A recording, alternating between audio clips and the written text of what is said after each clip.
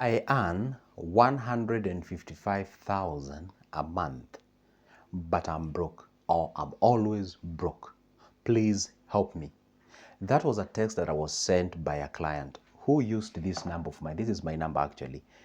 He took this number and contacted me on WhatsApp. You can do if you need any private consultation as far as the finance is concerned. So anyway, he sent me this text and he told me, Joseph, this is the amount of money I earn in a month. For those who are international viewers who are not Kenyans, 155,000, that's approximately like 1,300 or 1,000, let's say $1,450.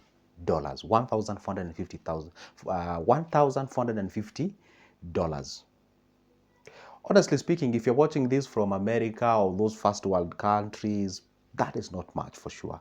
But on a very serious note, if you are earning this amount of money in this country of ours called Kenya, you are in a better position, because guess what? Only 3% out of 50 million Kenyans, only 3% are the ones who earns over $1,000 a month. Only 3%. So the moment you're earning this, of course, you can just imagine the level that you are in, because most Kenyans, over 85%, or should I say over 90% of Kenyans, they usually earn from 10,000, that is around $100, that is around $100 all the way to $600. That's what most of them earn. So the moment you are here, then of course understand that you're earning a good money. Now that we have the foundation, this guy is claiming that he's always broke and he earns this amount of money. Now, he told me to help him on what to do. Then I had to delve deep into the anatomy of expenses, to zoom in into how he spends this money. First of all, this guy has a car. The car gobbles down 45,000 in a month. The car gobbles down 45,000 in a month, and it's not a business car. It's just a personal car to take him from one point to the other. And he tells me most weekends he usually have a quite of a road drives, or we call them road trips, with his friends and peers. He's actually one of the members of, I don't want to mention the car that he drives, but he's one member of, probably we may have those members watching here.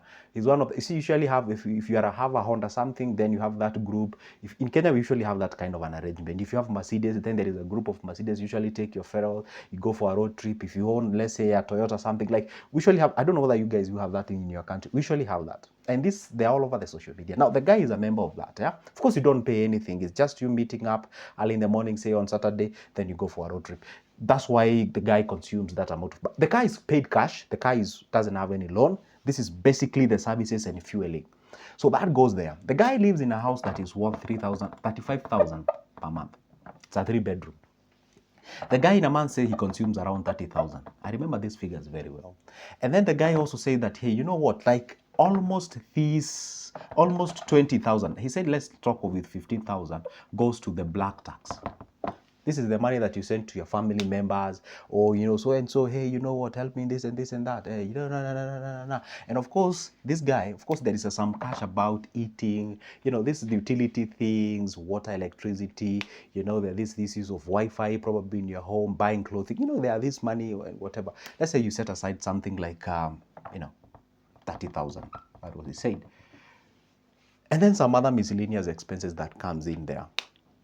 Eating out, blah, blah, blah, blah, and what have you. In short, the guy was only left with around 5,000 in a month. And guess what? This 5,000 in a month is the money left behind for him to wait another pay of 155,000. Now, in this case regard, this is, of course, when he says he's broke, for him having 5,000 by his pocket, he says that he's broke. For sure, it depends. Everyone defines their own brokenness. Somebody can actually say, I'm broke when I have $500,000. Someone can say, I'm broke when I have 10 million. Anyway, the point is the guy was actually lamenting about how he uses his money. And then I realized one thing, where most of his money actually goes is towards his car and, of course, his lifestyle. That's where most of the money, because when you talk about the 45,000, the 15,000 black tax, and then he talks about, I don't know, 30,000, here and there, lifestyle, food, and what have you. So in that case scenario, simply this guy is being affected by what we call lifestyle inflation. If there's something called lifestyle inflation, okay? Now, this guy being affected by lifestyle inflation is unable to survive. Now, what should this guy do? There are two options. Number one, the most immediate one, is to shake of unnecessary expenses. I had to ask the guy, by the way, before you earn this amount of money, how much were you earning before? He told me he started with a salary of 55,000. He's working in an NGO somewhere, 55,000. Now, I'd asked him, how long have you moved? How long has it taken you to move from 55,000 to 155,000? He told me, can you believe this? In only 2.5 years. He has managed to scale the ladder up to this particular point. And that means this guy is very effective on where he's employed. And he was telling me he's aiming. And the reason why also he's called, he was telling me there probability of him being given a certain VP position somewhere in that particular company. Well, of course, he told me the company, but I don't want to mention the company. Probably he might be known. Now, what happens? The guy, he's aiming at actually doubling this amount of money. He was actually telling me he was aiming to get at around $2,500 in a month. And now he was worried. If he graduates with the same behavior and character to this level, of course, no miracle will happen. And this is what most of the people do. They tend to think, I earn this amount of money, I have a problem in managing this cash. If this money, say, was to be doubled, let's say at 300,000, probably that's like a double, then a miracle will happen. Then I'll be having the capacity to save, invest, and be able to secure. It won't happen. It's simply like changing the forest, but the monkey is still the same. Lifestyle inflation. An increment in terms of your salary, you increase how much you spend for your lifestyle. You migrate from now 35,000 3-bedroom to a 50,000 or 60,000 3-bedroom in a different neighborhood, a suburb area. Now, this is where we get it wrong. I told you there are two ways. One is either you shake off the lifestyle expenses. You shake off. I'm not telling you you do away with the car. Probably the guy has already has a very sentimental attachment with the car. Sure, he can retain the car because the car was worth around 2 million.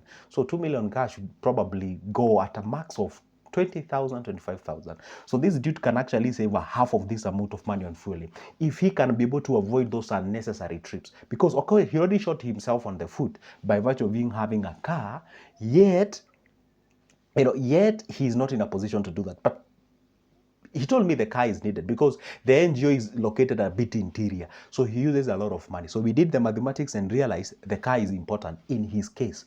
Now, the point is this, the amount of money he is using in that particular car, that is where we are drawing the line. So check out on your expenses on the car. Check out on the expenses on how much you send for your black tax. Check out on the expenses on your general lifestyle. Where you eat out, whom do you hang around when you go to drink, if you do, of which I don't recommend, how much do you consume, and all those. There are those things that we call them the fit-in expenses, the money that you use to fit in the group that you are in. If you can shake them off, some of them that are not necessary, you have to sacrifice.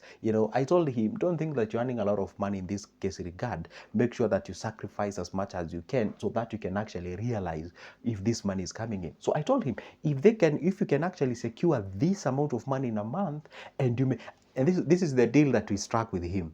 And I told him, by the way, we are having a very unique arrangement with this guy. We didn't even do a single session to consultation. I said for the remaining of this particular year, because he told me by next month he might probably get into this position, and I'm praying. I don't even know the dude, and I'm be like, God help this guy to get into that position. And this is what we agreed. Once you shift now from this money of this $1,500 to $2,500, don't change anything. Don't change anything. Don't.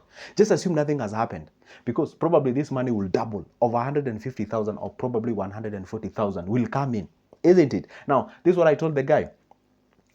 Don't even change those road trips that you go. Let it maintain the way it is.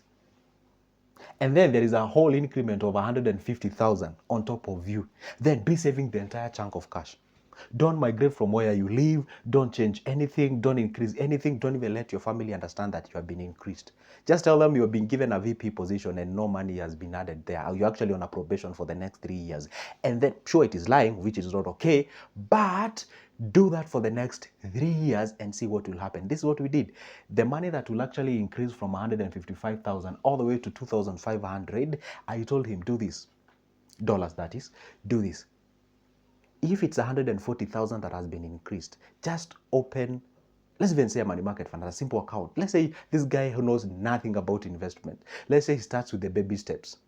MMF may not be the ultimate investment, but let's even say you start with that one. So the entire 140 Gs comes in, boom, goes to an MMF. And I said, automate your savings. Don't rely on your willpower to actually go to your account and withdraw the money to invest. No, I told him, automate your savings. The moment money lands in, let the 140,000 go to that MMF continuously. I told him, you know what? In 10 months' time, you'll have yourself 1.4 million. What? Yes. Because you're saving 140,000, 1.4 million. That means in 20 months, how much you'll be having? 2.8 million. And that is less than 2 years. By the time you're hitting the 3 years, you have almost 4 million-ish there. 3 months. Now, you'll actually never be broke. And guess what? I have not told this guy to shake off anything. I've told him just to maintain the status quo and something like that, being going to those road trips and what have you. But whatever has been increased in your salary, let it go directly. Just reprogram yourself and tell yourself nothing has actually come on top of that. Nothing. Just maintain the status quo. That way, you'll be able to earn very, very, very good amount of money, and you'll be able to see a difference in your life. But the moment you become now a VP, now this is the hype to eat in the 5 stars hotel. No, you don't. Unless you are necessitated to do that. And I usually say, if you are being employed by these companies that can cater for that, and if it's them who is paying, go. But if you're required to do that, just don't. Just don't. Come on. That's why I've said you only do that when you are necessary. Probably, do you know what this guy is about to do?